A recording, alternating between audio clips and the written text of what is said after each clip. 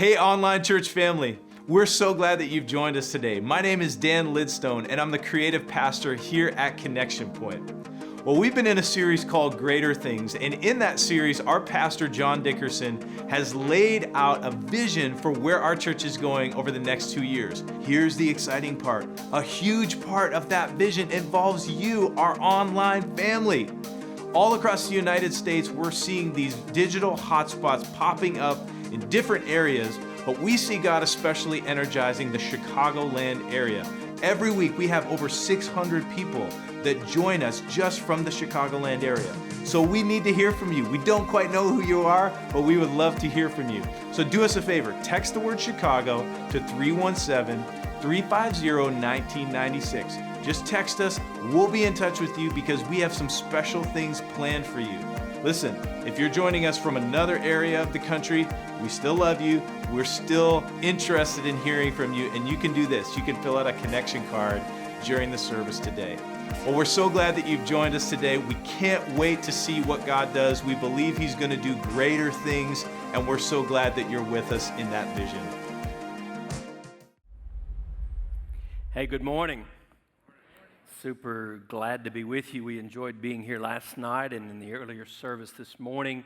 My wife and I now live in Dallas, and I just want to thank you for welcoming us to your community with a good old Dallas heat. Thank you for doing that.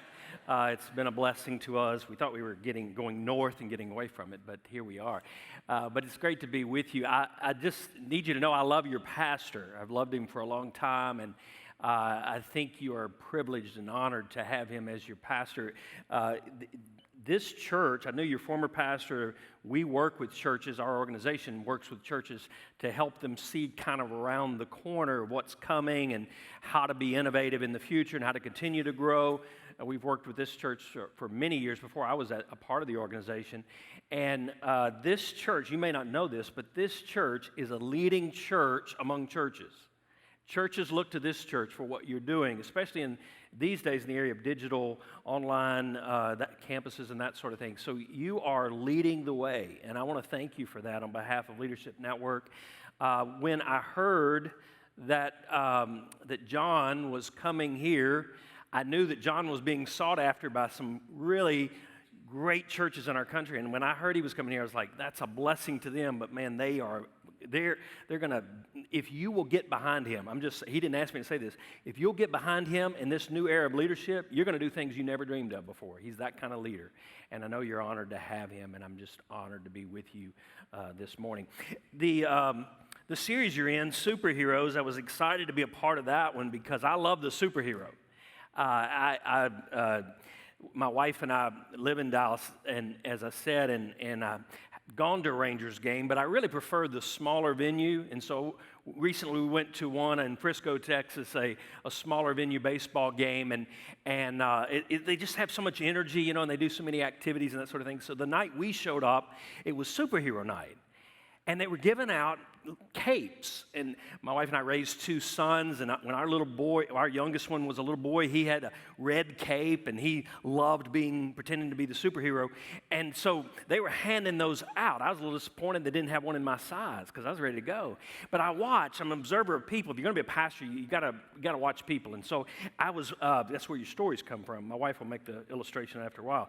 But I was watching this little boy. I suspect he was about 6 years old, and he got his cape, and as soon as he put that on, he came alive. He became a superhero. He started kicking. He was kicking everything. He was kicking the wall. He was kicking the air. He was kicking his sister. He was just kicking. Because there's something inside of every little boy, and I don't know, we raised two boys. We've got a granddaughter that's 20. I wish I'd have brought pictures. I've got them on my phone, see me after. But maybe we'll find that out. I don't know about girls, but little boys, there's something in all of them. They want to be a superhero.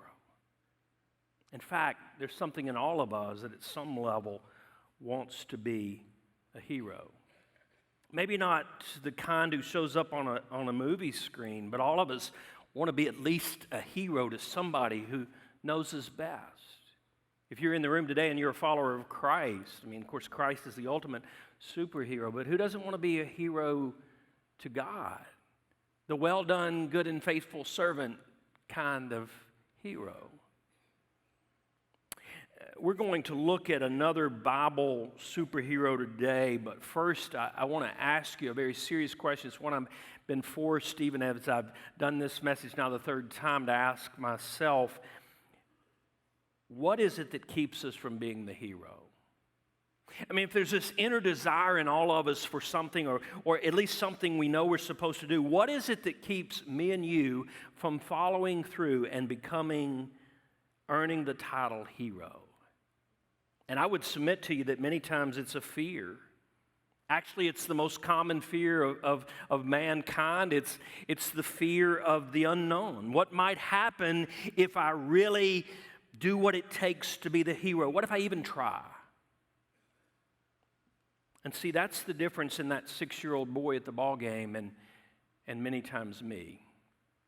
You see, he put on his cape and he didn't care who was watching. He didn't care what other people might think. He just went for it and started kicking. But see, we seem to outgrow that kid-like wonder, even though God told us to be like a little child, right? We tend to lose the gumption to be the hero. And yet, here's my observation about life. Superheroes, the people who often become the heroes, aren't always necessarily the smartest people in the room. They aren't necessarily the ones with superpowers. They don't always even have a cape. Superheroes are often the ones who have the courage to make a decision, to go where no one else has gone or no one's willing to go, and to take a risk, to step out by faith and go into the unknown. But that's scary, isn't it? In fact, when you don't know the outcome, that's where the fear of the unknown comes from. But what if the outcome didn't matter that much? What if what people thought and where things will actually end up, what if that was completely out of your hands and placed into the hands of another? There's a story in the Bible of a young woman who somehow found the courage to do what she felt was right, and she did it by trusting the outcome to someone else. Use your table of contents if you need to, but find the book of Esther. Esther's a great story in the Old Testament, and while you're turning there, I'm going to tell you a little bit about Esther. Esther was a Jew. She was an Israelite, means she was a follower of God. And Esther's story begins something like this, or at least the story we have recorded. The Israelites were in a time of being captive by another nation, a rival nation. They were being held in exile as slaves, and the king of this rival nation decided he wanted to have a feast. The king always had the most beautiful bride, and so when the feast was in full, when they were in the middle of the party, the king decided to have his queen come and show off her beauty to everyone. Well, the queen refused to come. We don't often talk about this character in the story, but talk about a strong woman. It takes guts to stand up to what was probably abuse. And we have to admire some of the women over the last few years who've had the courage to step forward and say that they themselves had been abused. But the queen's refusal didn't sit well with the king, and so he actually as a result of that, he actually made a law to make sure this never happened again, that the queen or anybody else, any other woman would never do this to their husband again. In fact, I have to point out to you what I believe is one of the funniest verses in all the Bible. It's in Esther chapter 1, verse 20. When this decree is published throughout the king's vast empire, husbands everywhere, whatever their rank, will receive proper respect from their wives. And all the men said, don't say it too loud. How's that working for you guys? But because the king could get what he wanted, he decided to get a new queen. And they had all the young single girls in the land brought before the king, and because of Esther's beauty, she was chosen as the new queen. He fell in love with her beauty instantly and gave her the crown. And at first glance, this almost sounds like it's a wonderful place to be. I mean, your country's in exile. you get to be the queen, you get to live in the palace. I mean, what could be better, right? But as we learned from the previous queen, being royalty isn't always wonderful. Listen, Esther wasn't being blessed to be a blessing here. We've often made this story something that it's not. Everything is not wonderful here. Nothing ever says this was her desire. As a little girl, she wanted to be queen and live in that palace with that king. Nothing ever says that. This story starts as more of a story of lust than it starts of love. If we want a love story, let's go read the book of Ruth. That's not what this story is. But in chapter 3, we're introduced to a servant of the king named Haman. Now, Haman was a wicked man, and but the king liked him, and so the king gave him a position second in line only to the king. All the people were told to kneel down to Haman. Well, Esther's cousin, the one who raised her, Mordecai, was a godly man, and he refused to bow down to anybody except God. And so he wouldn't bow down to Haman, even though he was warned day after day to do so. Well, Haman finds out about it. He gets furious, and so he decides to get even. And since Mordecai was a Jew, instead of just getting rid of Mordecai, he decided to kill everyone like Mordecai. He wanted to kill all the Jews. And so the king agreed to the plan, and a law was signed to rid the world of all the Jews. You talk about a persecuted group of people, the Jews continue to be. But letters were sent to all the king's command posts to kill all of them. Now, thankfully, that's not the end of the story, but it is where we pick up in the story. In chapter 4, Mordecai gets word of Haman's evil plan to Esther. Tells her what's about to take place. Listen to Esther's reply in Esther chapter 4, verse 11.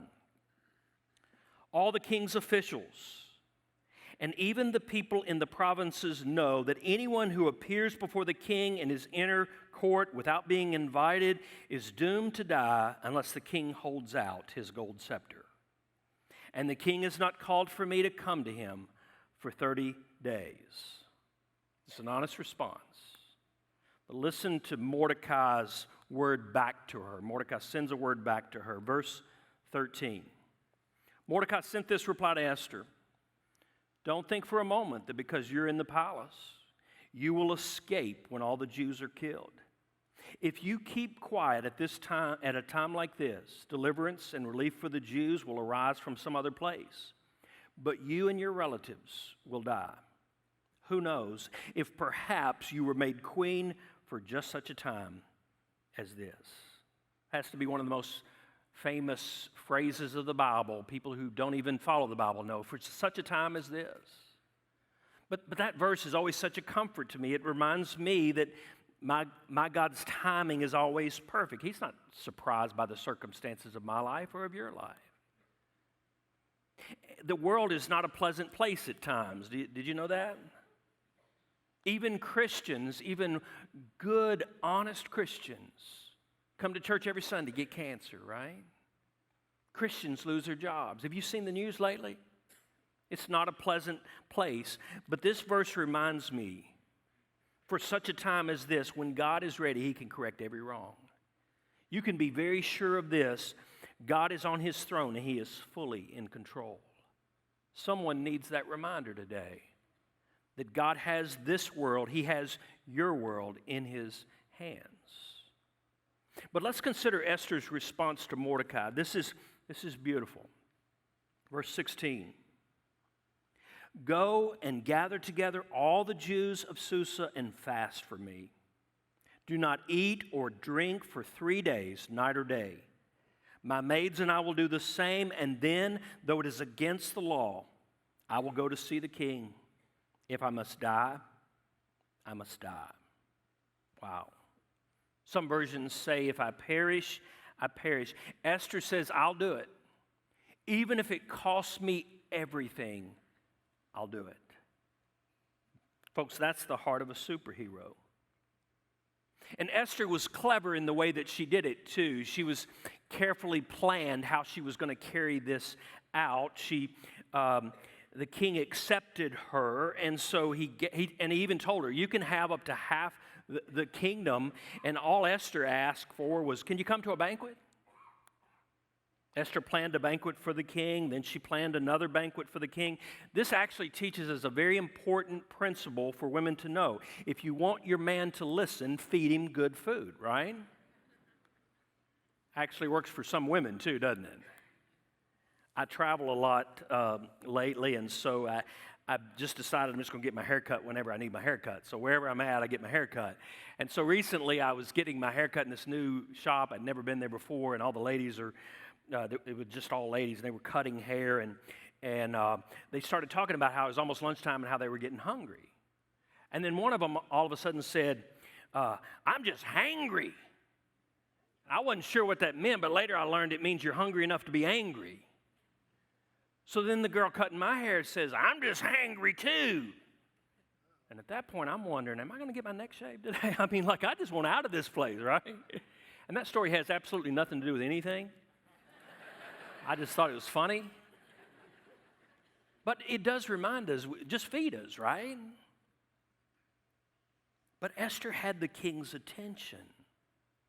And so the king granted her another request. She asked the king to spare her people. And further proving that this is not a love story, see, the king didn't even know that the people he had sentenced to death were Esther's people. But whenever the king learned about it, he became furious at Haman instead. And so Haman ended up being the one put to death instead of the Jews. And a little bit of God irony, they actually hung Haman the same place they were going to hang Mordecai.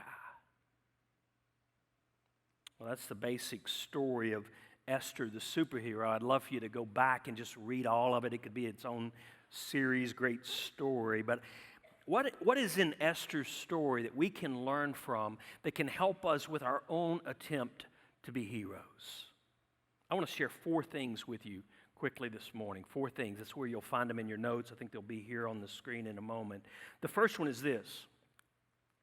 This story reminds us that God has a unique plan for your life. God has a unique plan for your life. God knew exactly what he was doing when he put Esther in this royal position. And by the way, God knows where he has you too. God hasn't made a mistake with you and where you are in life. You may not like where you are. You may not be all the places that you want to be in life. But God's not made a mistake with where he has you. But if you will submit your life to God, he will allow you to bloom where you're currently planted. Regardless of all your story and all your experiences, God will allow you to bloom where you're planted. I think we spend too long in life trying to figure out where God wants us to be, often wishing we were somewhere else, instead of allowing God to do something with our life where we are right now. Listen, if you're a plumber, plumb to the glory of God. If you're a banker, bank it up in Jesus' name. Instead of viewing yourself as stuck in a dead-end career or looking back at your life and wishing things had happened differently, why not view yourself as being purposefully positioned by God for such a time as this? God's plan for your life includes all your experiences and all your circumstances. He works all things for an ultimate good because he wants to use all of us for a greater work. You too can be a superhero. The second thing I think this story teaches is we learn in this story that sometimes common sense won't work following God's plan. Sometimes common sense simply won't work following God's plan.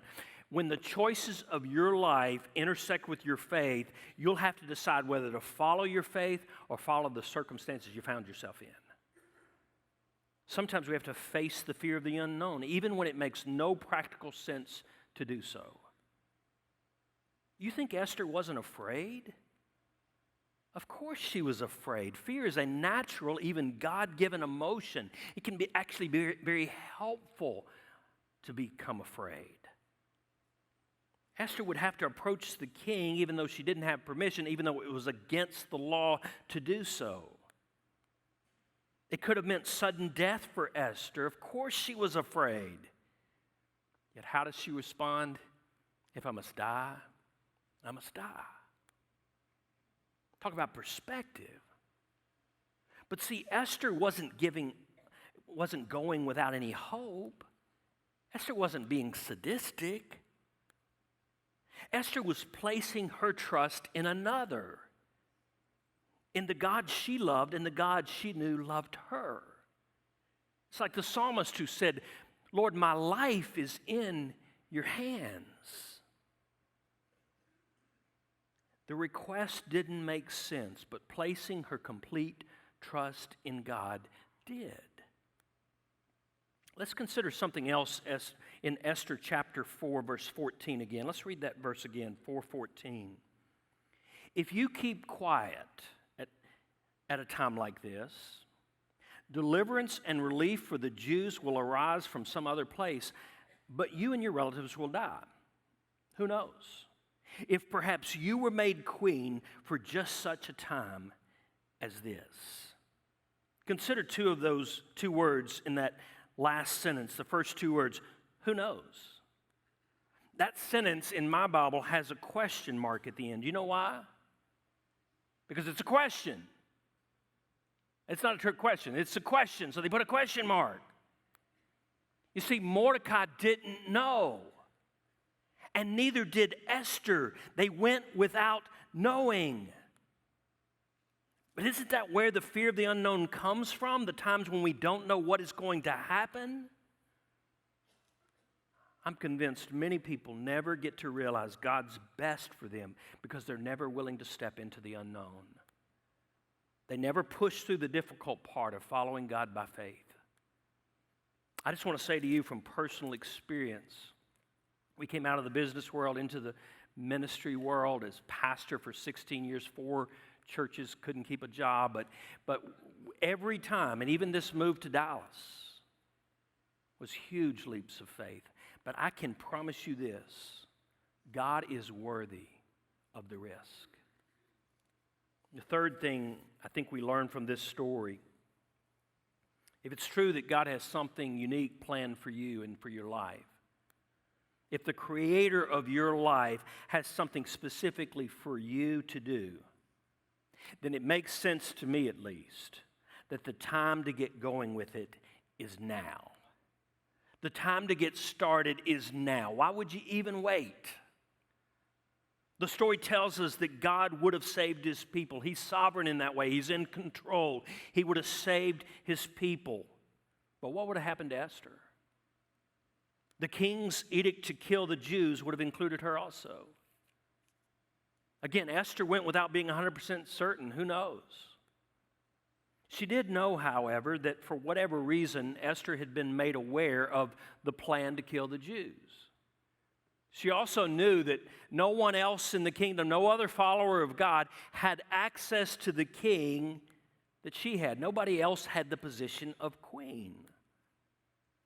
And she knew that God wanted to save his people.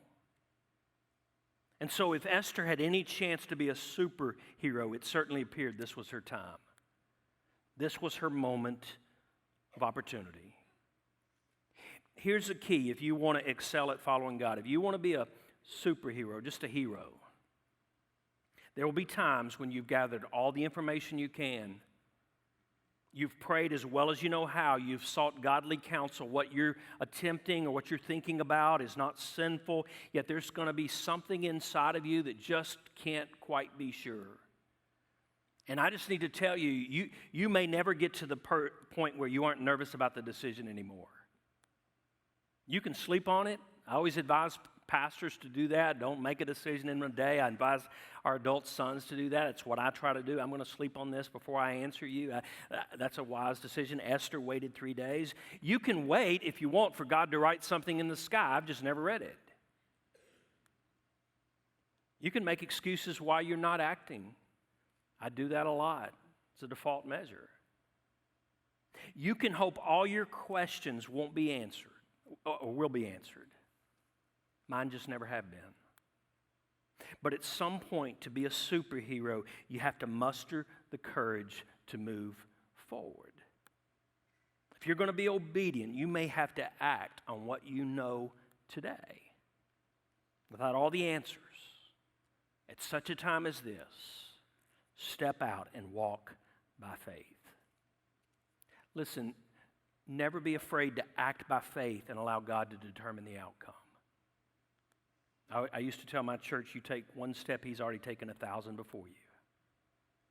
Never fear leaving an unknown circumstance into the hands of a known God. The circumstance may not make sense, but trusting in God always will.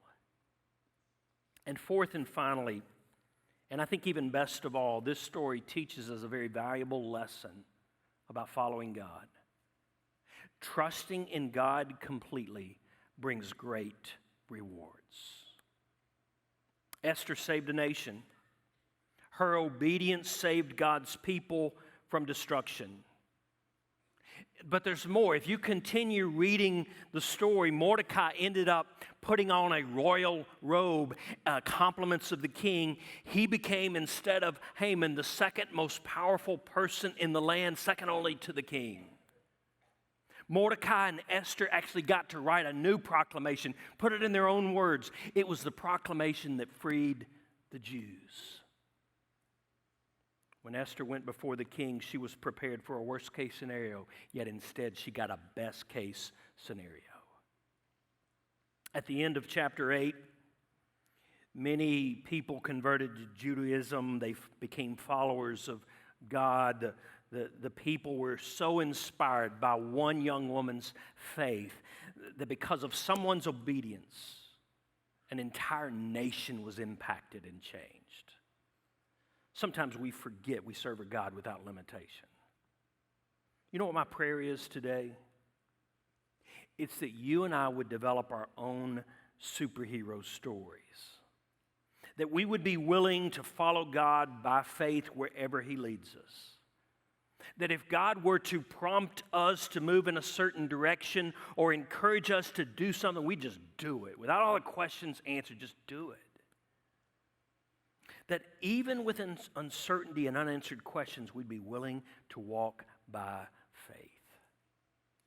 Even get to a point where we would be willing, and I know this is radical talking, but where we would be willing to say, if I die, I must die, because I'm going to trust my God. You may be wondering, where do I start with a challenge like that?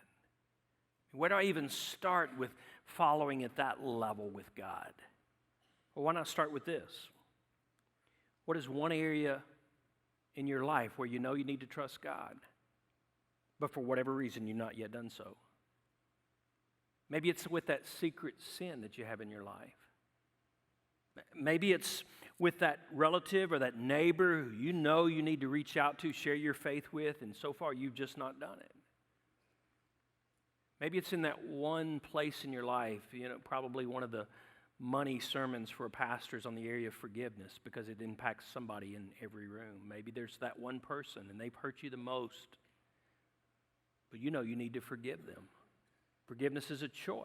It's not based on what the other person did. It's based on what ultimately Christ did for you. Maybe it's to start trusting Him more with your finances. I realize you're in a giving campaign, giving push here, and whenever you start to write that first check, there's going to be something rises up inside of you that gets nervous, right? You'll never be 100% certain about that. I always told our church, if giving is your problem, if greed, it's usually a result of greed, and if that's your problem, then giving is your remedy. But maybe it's that. Maybe it's to be baptized. Maybe it's to join this church. Maybe there's someone here today and there's never been a time where you placed your trust in Christ to save you, and you haven't yet because you've got too many questions still. Maybe without all your questions answered. I still have questions. Maybe today you need to place your faith and your trust in the person of Jesus Christ, who lived, died, and rose again to save you. Whatever it is, why not start there? You see, the question is not so much what God's asking you to do. That'll change over time. The ultimate question for all of us is, will we obey?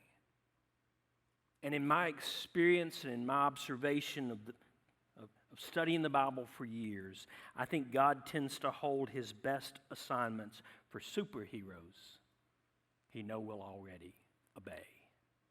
Would you pray with me? God, I don't know this room. This is my first time to speak to these people, and so I don't know what's going on in their hearts and their lives and what they brought in this room today and what they're struggling with. I don't know what you're asking them to do. I'm sure there's various levels of things that you're asking them to commit to or to do, or there could be someone here today sensing a call to step out into vocational ministry. It's happened to me at the age of 38. It could be someone you just are asking to just give something up today. Maybe it's a worry, maybe it's a fear. And you're just asking them to give it over to you and to trust you as Esther had to do. God, I don't know what you are asking people to do, but I'm going to pray they have the courage to do it. That, Lord, today would be one step closer to being found obedient, as Esther was found obedient. And then I'm confident you'll see them with their red cape on and see them as a superhero. God, you lead us where you want us to go. And we pray this in the strong name of Jesus.